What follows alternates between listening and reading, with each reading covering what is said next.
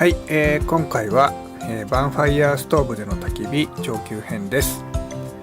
上級編ではファイヤースターターと木だけを使って火を起こしてみたいと思います。用意するものは火付きのいい針葉樹の焚き付け用の薪、今回は杉を使います。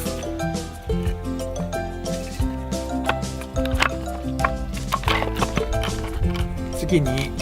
日持ちのいい広葉樹の薪、今回は、奈良を使います。そして、バトニングができるナイフとファイヤースターター、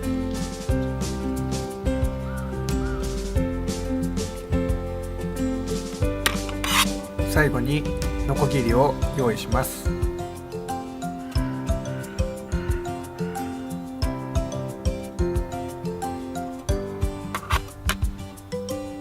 それではまず奈良の薪をバトニングして細い薪を作っていきます。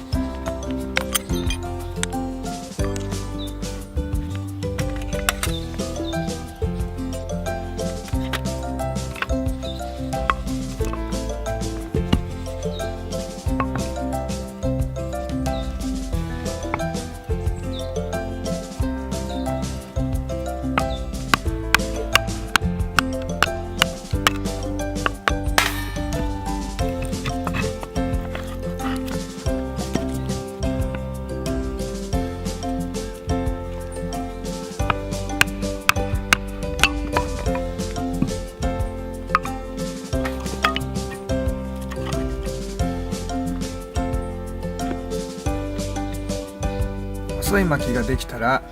長さを短くしておくと使いやすいので、細くした薪を、ノコギリで9センチくらいに、カットしていきます。9センチという長さは、バンファイヤーストーブに薪を入れても前面の蓋を閉めることができるサイズで、風の状況によって調整することもできるので、9センチという長さとしています。もちろん前面の蓋を開けっぱなしにして長い薪を使って焚き火をすることもできます。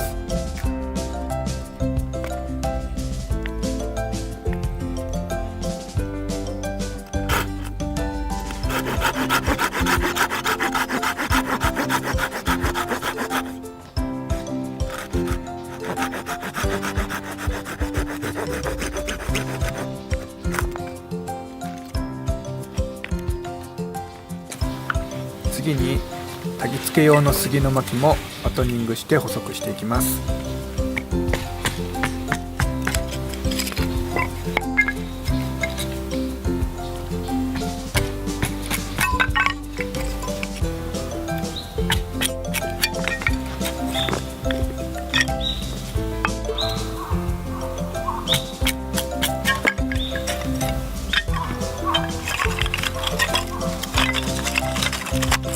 最後にフェザースティックを3つ作ります。バンファイヤーストーブのようなコンパクト焚き火台で使うときは、短く小さいフェザースティックを作った方が使いやすいので、小さなフェザースティックを作っていきます。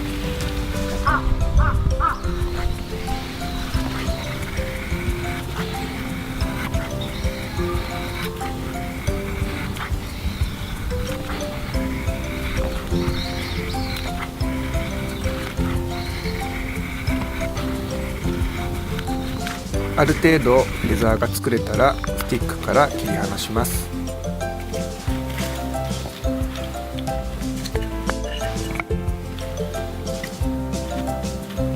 フェザースティックに着火してバンファイヤーストーブに投入するときに、持ち手があると扱いやすいので、このように少し持ち手を作っておくといいと思います。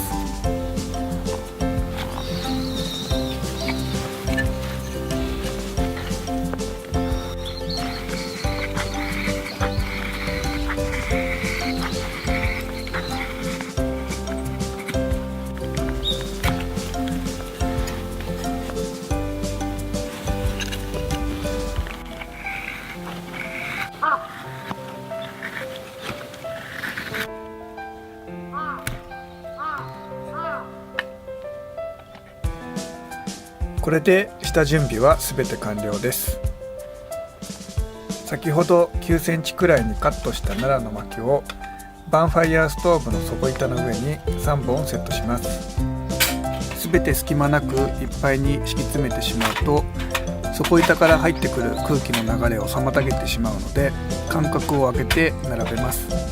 最初にナラの薪を入れておくと比較的早く焚き火にすることができます。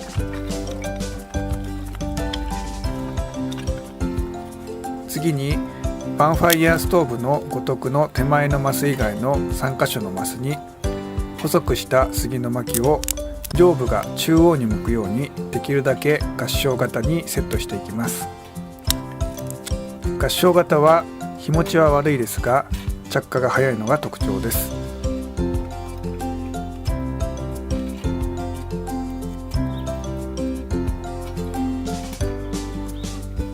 最後に3つ作ったフェザースティックの2つをバンファイヤーストーブにセットしたら残りの1つに着火してバンファイヤーストーブに投入します。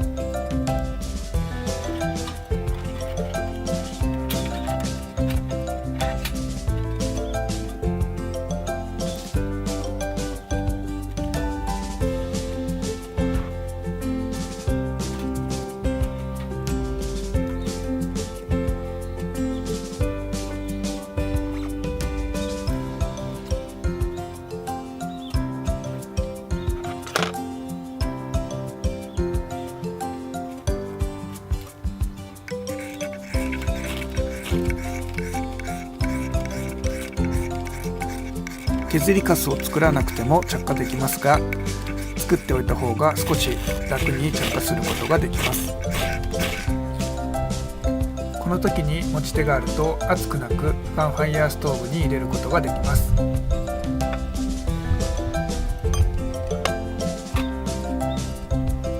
蓋を閉めた状態で火を使う時には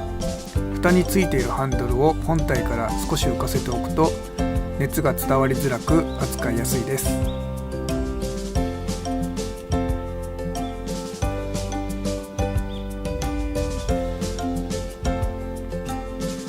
杉の薪に火が移ってきました。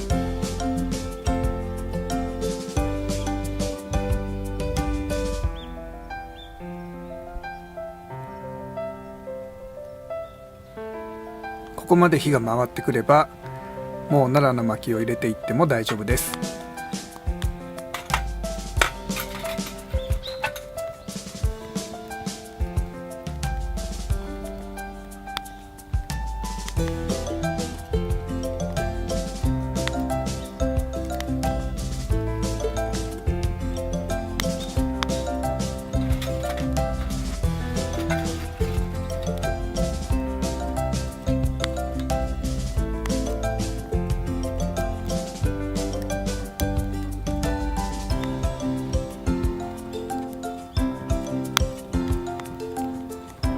だいぶ火力が上がってきたので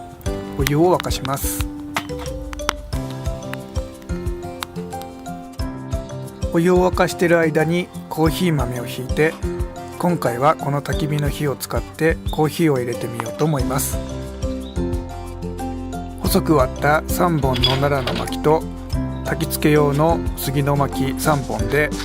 だいたい45分から1時間くらい焚き火をすることができます。調理などで途中火力を上げたい場合には針葉樹の薪、今回では杉の薪を入れると火力が上がるのでそれで調整するといいです。